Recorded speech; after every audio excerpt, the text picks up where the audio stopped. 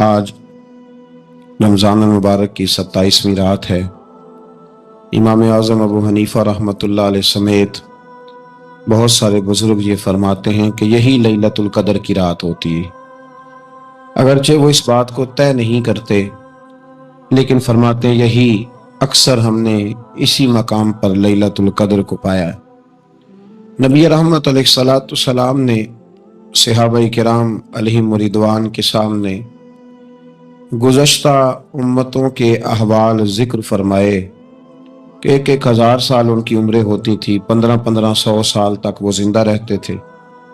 تو صحابہ کے دلوں میں تجسس پیدا ہوا کہ اگر عمر 1000 سال ہوگی تو نماز بھی تو 1000 سال ہی پڑھیں گے نا، اگر عمر 1500 سال ہوگی تو روزے، عبادتیں، یہ سارے کام بھی تو بڑے زیادہ کرتے ہوں گے۔ تو یہ شوق جب پیدا ہوا تو اللہ کریم نے فرمایا کہ محبوب میں ایک رات دیتا ہوں، لیلۃ القدر خیر من الف شہر، جو رات ایک ہوگی پر 1000 مہینے سے بہتر ہوگی۔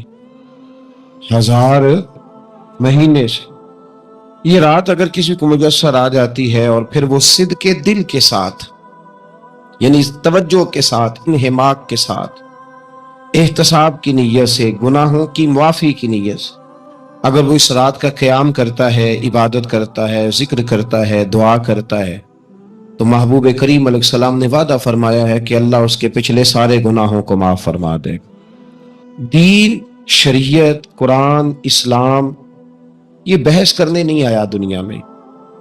علماء جو بحث کرتے ہیں وہ توضیحات کے لیے، تشریحات کے لیے، تفاسیر کے لیے، وہ ان کا مقام ہے، لیکن ہم جو عوام بحث کرتے ہیں تو سمجھ لیں کہ دین بحث کرنے کے لیے نہیں آیا، دین تو عمل کرنے کے لیے آیا، اس پر عمل کیا جائے گا، عمل کی کوشش کی جائے گی۔ اور قرآن مجید نے کہا من عمل صالحا من ذکر او انثی، جو کوئی بھی اچھے عمل کرے چاہے وہ مرد ہو یا عورت ہو، وہو مؤمن، شرط یہ ہے کہ وہ مومن ہو، فلنحیینہ حیاتا طیبہ، فرمایا ضرور ہم اسے پاکیزہ زندگی عطا فرما دیں گے۔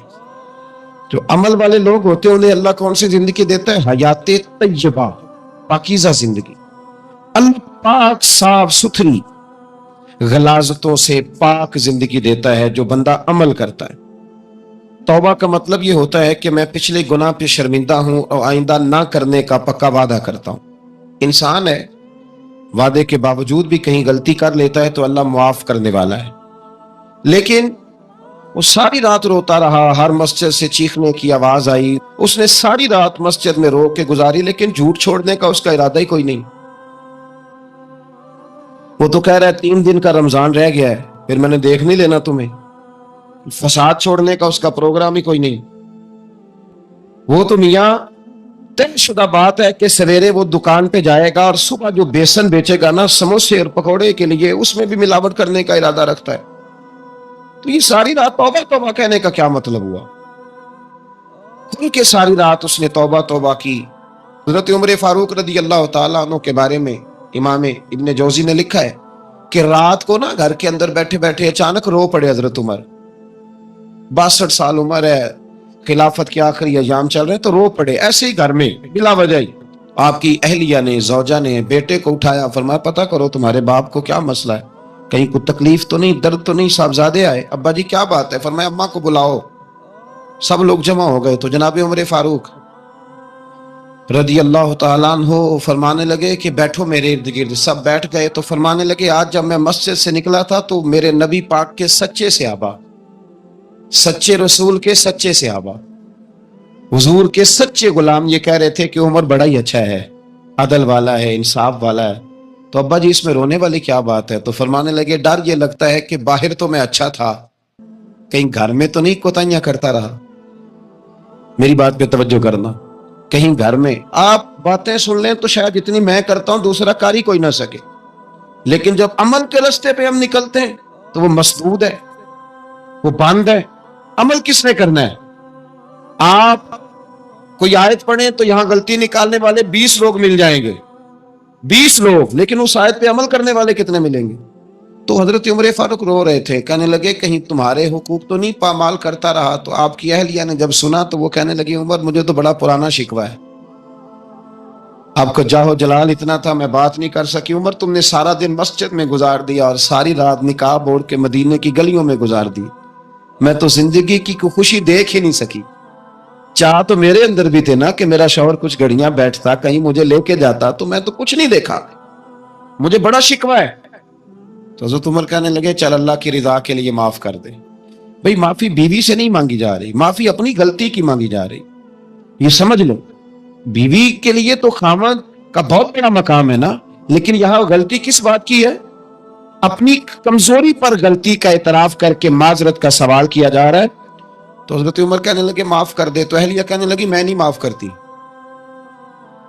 میری شرط پوری کریں. فرمایا وہ کیا؟ فرمانے لگی قیامت میں جب اللہ آپ کے لیے جنت کا حکم دے گا تو آپ میری سفارش کریں گے اللہ کی بارگاہ میں؟ سفارش کریں گے کہ یا اللہ مجھے کپڑے دھو کے دیتی تھی, میری عزت کی حفاظت کرتی تھی, میرے بستر کو پاک رکھتی تھی, کہیں گے؟ تو حضرت عمر فرمانے لگے تیرے ساتھ وعدہ رہا, رب نے اگر عمر کو اپنے فضل, اپنے کرم اور اپنے محبوب کے صدقے جنت دی تو عمر تیرے بغیر جنت میں نہیں جائے گا. عمل کا رستہ, عمل کا رستہ. دیکھیں نا, 2 دفعہ استاد بات کرتا ہے, 2 دفعہ, اور کوئی زیادہ, ایک تو ہے نا کہ ایم اے اور جناب ایم ایڈ اور ایم فل اور پھر پی ایچ ڈی قسم کا استاد. ایک وہ جو matric P T C teacher ہے نا, وہ 2 دفعہ اسٹوڈنٹ کو کام کہے تو تیسری دفعہ وہ ناراض ہو جاتا ہے, کہتا ہے میں 2 دفعہ کہا ہے. بچے کو آپ 2 دفعہ کہتے ہیں اور اگر تیسری دفعہ کہنا پڑے تو غصہ آتا ہے نہیں آتا؟ بھئی تو نے اتنی دفعہ کہا, تو سمجھ نہیں رہا بات کو. اور اگر اللہ کریم قرآن مجید میں سینکڑوں دفعہ کہے نماز پڑھو, سینکڑوں دفعہ, اور یہ بہانے کر رہا ہے, یہ بھی پروگرام بنا رہا ہے, پھر کہتا ہے میں بے چین رہتا ہوں, میں بے قرار رہتا ہوں. عمل کا رستہ اس کو اختیار کریں, آپ سکون میں رہیں گے. بد عمل آدمی اور بے عمل آدمی یہ ہمیشہ پریشان رہتے ہیں. ہمیشہ عمل کریں, توبہ کریں تو پھر بدل جائیں, پھر تبدیلی آئے. اور یہ کوئی مشکل کام نہیں, جو بدلنے والے تھے وہ بدل گئے. بڑا کچھ کرتے تھے پر پھر وہ لوگ بدل گئے. حضرت فضالہ رضی اللہ تعالیٰ عنہ کہتے ہیں کہ میں بڑا دل دادا تھا عورتوں کا, اور میرا ماحول یہ تھا کہ میں قتل بھی کر لیتا تھا معاذ اللہ, چوری بھی کر لیتا تھا, اور رات میری طبیعت تھی معاذ اللہ نئی سے نئی عورت کے پاس جانا.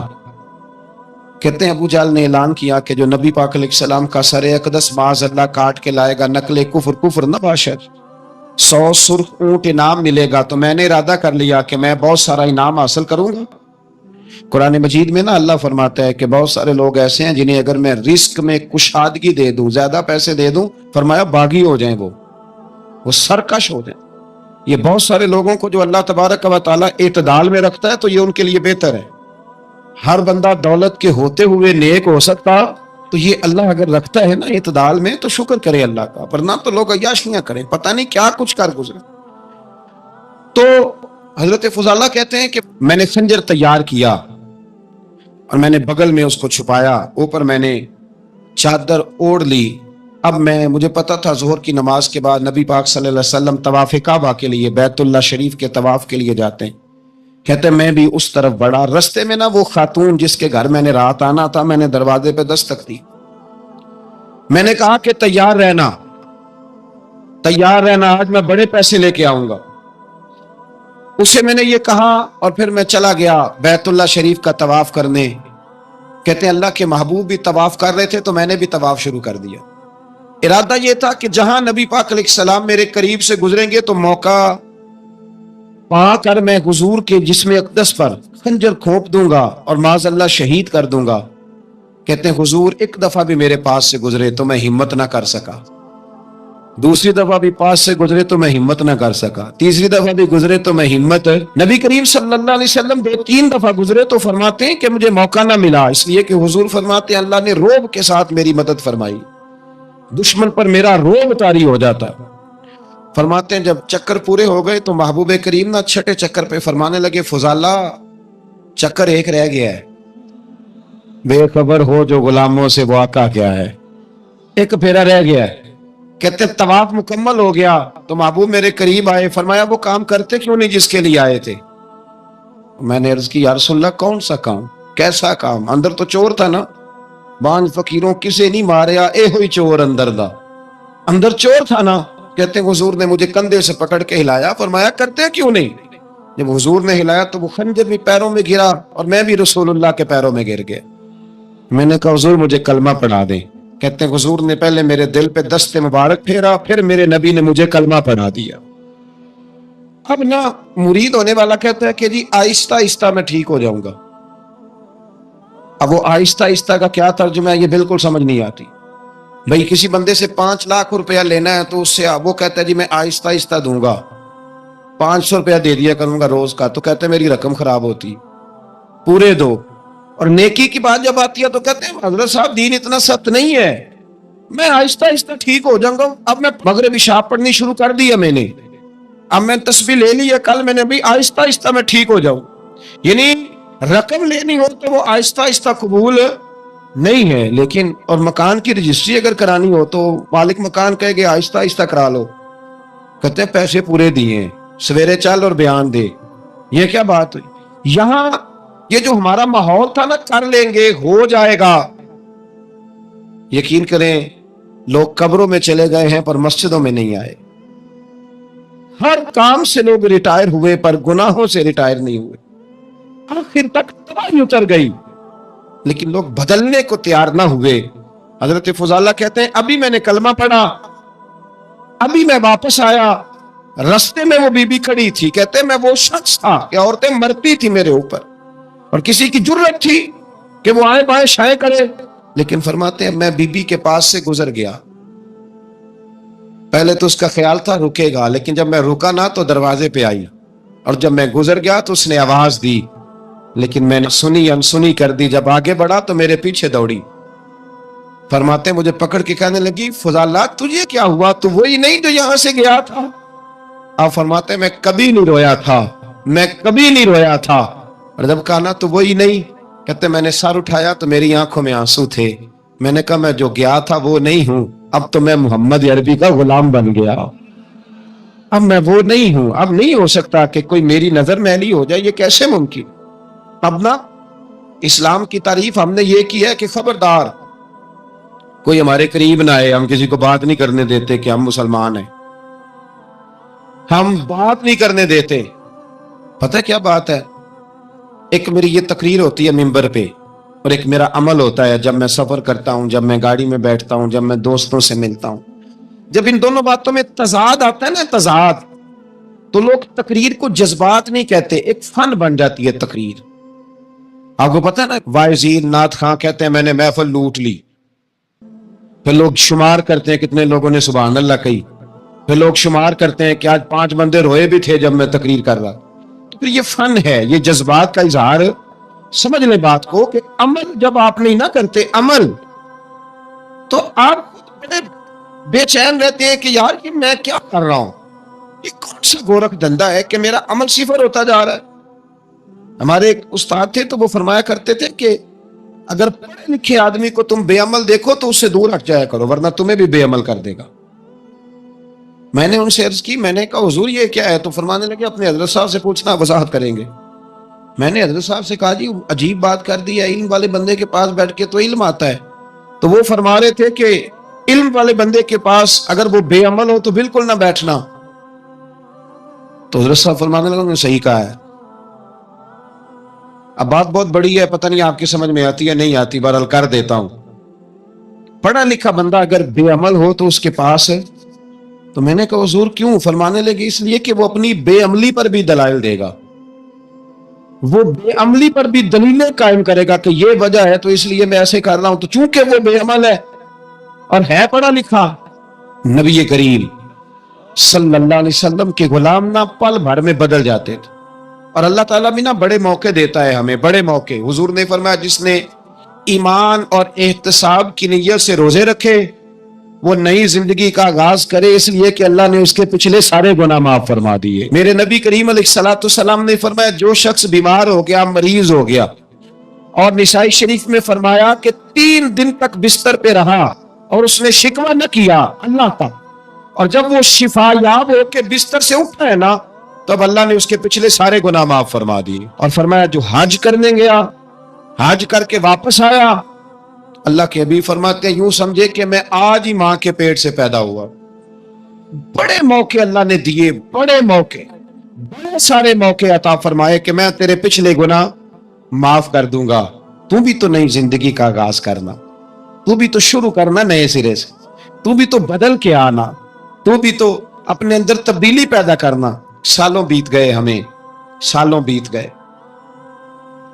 تقریر کرتے, تقریر سنتے, قرآن سنتے, پورا پورا قرآن سنتے, ترجمہ اور تفسیر لوگوں نے پڑھ پڑھ کے بڑا بڑا جگہوں پہ لوگ دلائل دیتے, بات کرتے. کب وہ وقت آئے گا جب ہم عمل کریں گے؟ تھوڑا تھوڑا مجھے سفر کرنا پڑتا ہے, دنیا میں گھومتا رہتا ہوں, تو کچھ چیزیں ایسی ہوتی ہیں جو کبھی کبھی انوکھی ہو جاتی ہیں. میں ایک جگہ پہ تھا تو وہاں 4 5 6 عمرے کے ٹکٹ تھے محفل میں. تو ہمارے آپ کو پتا ہے نا, وہ جو دلیلوں والے لوگ ہیں ان بیچاروں کو بھی کوئی دلیل نہیں ملتی. تو ایک صاحب مجھے کہنے لگا جی عمرے کا ٹکٹ دینا جائز ہے قرآن اندازی کر کے؟ میں نے کہا یار چلو جائز ہی رہنے دو, تیری مہربانی, کہ اب اس پہ بھی اعتراض آ گیا ہے. میں نے کہا 100% جائز ہے, کوئی اس میں کوئی ایسی بات نہیں ہے. لیکن اندازی تو شروع ہو گئی جو حدیث میں نہیں آئی, عمرے کے ٹکٹ والی ہے جائز, پر نبی پاک نے جس قرآن اندازی کا کہا تھا وہ کب ہوگی؟ حضور نے فرمایا تمہیں پہلی صف کے ثواب کا پتہ چل جائے تم قرآن اندازی کرو. وہ کس دن کرنی ہے, کس مسجد میں ہوتی ہے؟ حضرت عبداللہ ابن مسعود فرماتے ہیں تمہیں پتہ چلے اذان کا ثواب کتنا, تم قرآن اندازی کرو. کب کرنی ہے؟ کون پڑھے گا اذان؟ کون یہ آگے بڑھ کے کام کرے گا؟ بھئی جو قرآن اندازی حدیث میں ہے ہوگی. یہ تو قرآن اندازی شروع ہو گئی اور ہو رہی ہے. اب تو لوگ جہیز دینے لگے ہیں قرآن اندازی کر کے, یہ ماحول بن گیا. دین عمل کرنے کے لیے آیا ہے. جو حکم میرے نبی پاک کے غلاموں کو ملا انہوں نے عمل کر کے دکھایا, انہوں نے عمل کر کے دکھایا. وہ عمل کے میدان کے لوگ تھے. حضرت ابوبکر صدیق سے زیادہ روایات مروی نہیں ہیں, اگر ڈھونڈنے نکلو گے تو زیادہ قول نہیں ملیں گے ان کے. حضرت عمر فاروق کے زیادہ اقوال, زیادہ ارشادات آپ کو نہیں ملیں گے. حضرت سیدنا عثمان غنی کی زیادہ باتیں آپ کو نہیں ملیں گی. ان کا عمل ملے گا, ان کا کردار ملے گا, ان کا لب و لہجہ ملے گا, زندگی گزارنے میں کیا طریقہ اختیار کیا وہ آپ کو ملے گا. اب تو وہ لوگ رخصت ہو گئے جن کے عمل سے لوگ زندگی پکڑتے تھے, عمل سے, کردار سے. تو عمل کا رستہ کب اختیار کریں گے, آگے کب بڑھیں گے؟ میرے رسول کریم صلی اللہ تعالی علیہ وسلم کے غلام عمل کرتے تھے, اور جب عمل کرتے تھے پھر اس کا ریزلٹ آتا تھا. یاد رکھنا, ریزلٹ نیتوں کا آتا ہے, ارادوں کا آتا ہے, عمل کا آتا ہے. گفتگو کا ریزلٹ, آپ بڑا اچھا سبق سنا لیں تو پیپر نہ دیں تو پاس ہوں گے کہ فیل؟ آپ تو کہہ رہے تھے وہ مجھے سارا ہی آتا تھا. تو عمل آپ کرتے ہیں تو عمل پر نتیجہ ہوتا ہے, عمل پر, عمل پر. حضرت عبداللہ ابن مبارک رحمت اللہ علیہ کے جو والد تھے نا, ان کا نام مبارک تھا. وہ ایک باغ میں رہا کرتے تھے, باغ کی دیکھ بھال کرتے تھے بڑے صاف ستھرے, بڑی ان کی طبیعت میں نکھار تھا. آج مسئلہ ہمارے ملک کا یہ ہے کہ ہمارے ملک میں صرف سیاستدان ہی جو ہے وہ غلط کام نہیں کرتا. یا بہت بڑی انڈسٹری ہو تو وہاں خرابی نہیں ہوتی, بلکہ ریڑھی والے کا بھی اگر ہاتھ پڑ جائے نا تو چھوڑتا وہ بھی کوئی نہیں, الا ماشاءاللہ. وہ بھی جو اچھے اچھے آم ہوتے ہیں وہ فرنٹ پہ لگائے ہوتے ہیں, اس نے دکھانے کے لیے اور ہوتے ہیں اور دینے کے لیے اور ہوتے ہیں. اور وہ کہتا ہے کہ یہ بھی تو میں نے بیچنے ہیں نا, تو بھئی اگر یہ بھی بیچنے تھے تو اکٹھے لگانے چاہیے تھے. لیکن معیار ہے نا ہمارا, عمل کا رستہ مسدود ہے. حضرت مبارک جو تھے وہ مالی کے طور پر غریب آدمی تھے تو کام کاج کرتے تھے. تو ایک دن باغ کا مالک آ گیا, اس نے آ کے آپ سے کہا کہ کنوں کا باغ تھا, اس نے کہا کہ لاؤ ایک. کنوں لا کے دیا تو کھٹا تھا. اس نے کہا یہ نہیں ٹھیک, دوسری درخت سے لاؤ. دوسرے سے لائے تو وہ بھی کھٹا تھا, تیسرے سے لائے وہ بھی کھٹا تھا. کہنے لگا بیٹے کتنے سال ہو گئے تمہیں؟ تو فرمانے لگے 10-12 سال. تو کہنے لگے تمہیں ابھی بھی نہیں پتا کس جگہ کا کنوں میٹھا ہے, سارے کڑوے لائے ہو. تو آپ فرمانے لگے آپ نے مجھے دیکھ بھال کے لیے رکھا ہوا ہے, کنوں چکھنے کے لیے نہیں رکھا. مجھ سے قسم اٹھا لیں کبھی میں نے چکھا بھی ہو, اس لیے کہ میرے ذمے اور کام. باغ کا مالک اتنا خوش ہوا کہ اس نے آزاد بھی کر دیا, اپنی بیٹی کا نکاح بھی کر دیا, اور وہ باغ بھی آپ کو تحفے میں ہی دے دیا. ان کے گھر حضرت عبداللہ بن مبارک پیدا ہوئے. ان کے والد گرامی کہتے ہیں کہ ایک دن پھر ایسا ہوا کہ میں نے نا باغ بڑا سجایا, سوارا, محنت کری. بادشاہ آ گیا. بادشاہوں کو بھی کچھ چیزیں پسند آ جاتی ہیں نا, اور ہمارے ملک میں تو ڈھیر سارے لوگ بادشاہ ہیں, ڈھیر سارے لوگ بادشاہ ہیں. اگر کسی تگڑے بندے کو کسی غریب کی جھونپڑی پسند آ گئی پھر اسے دینی ہی پڑے گی. بلکہ ایسی ایسی خبریں سننے کو ملتی ہیں کہ چودھری صاحب نے آ کے کہا ہے کہ مفت دینی ہے کہ پیسے لے کے دینی ہے. یہ یہاں تک خبریں. تو بادشاہ آ گیا, اس نے دیکھا بڑا سجا سنورا باغ ہے. اس نے حضرت مبارک سے کہا کہ مجھے نا جوس بنا کے پلاؤ کنوں کا. تو حضرت نے اسے نہ جوس دیا, اس نے پیا تو بڑا مزہ آیا, کہنے لگا ایک گلاس اور نہیں دیتے. تو حضرت اور بنانے لگے تو اس کے دل میں نا اس سے پہلے خیال آ گیا کہ آگ بڑا شاندار ہے اور پھل بھی بڑا مزیدار ہے, تو قبضہ نہ کر لوں, اپنا ہی نہ ہو جائے. یہ اس کو دیتے ہیں تھوڑے بہت پیسے, یہ نکل جائے گا, نہ بھی نکلا تو ڈانٹ دیں گے. اتنی دیر میں نا حضرت مبارک رحمت اللہ تعالیٰ علیہ ایک گلاس شربت کا اور بنا کے لے آئے. بادشاہ کو دیا نا, تو اب جو گلاس آیا تو کڑوا تھا, کسیلا تھا, کھٹا تھا. تو بادشاہ کے گلے کو پڑا تو کہنے لگا یہ تم نے کیا کیا, پہلے تو بڑا میٹھا تھا, باغ وہی ہے تو ذائقہ کیسے بدل گیا. تو آپ فرمانے لگے وہ بادشاہ کی نیت بدلی ہے نا, بادشاہ کی نیت بدلی ہے تو اس کا بھی ذائقہ بدل گیا ہے. تو نیت میں نا آپ کی بدلتی. اور یہ حضور کا فرمان ہے, فرمایا اللہ کے کچھ بندے ایسے ہوتے ہیں جو اللہ کے دیے ہوئے نور سے دیکھتے. کہا آپ کی نیت بدل گئی تو اس کا ذائقہ بدل گیا. اب بادشاہ نے دل میں کہا نہیں یار, بندہ کہہ تو ٹھیک ہی رہا ہے, یہ تو اس کی محنت سے اللہ نے پھل دیا, مجھے ایسا نہیں کرنا چاہیے. تو حضرت دوڑ کے گئے تو دوسرا جوس کا گلاس بنا کے لائے, اب دیا تو میٹھا تھا. کہنے لگا اب کیا ہوا, فرمانے لگے آپ کی نیت ٹھیک ہو گئی ہے تو رب نے ذائقہ بھی ٹھیک کر دیا ہے. نبی پاک علیہ السلام نے فرمایا اللہ تو تیرے گمان کے قریب رہتا ہے, تیرے گمان کے. یہ میں بچوں کو نا تھوڑے دن پہلے میں انہیں کہہ رہا تھا دین میں آگے بڑھنے کے لیے کوئی سیاست نہ کرنا, کوئی چکر نہ چلانا.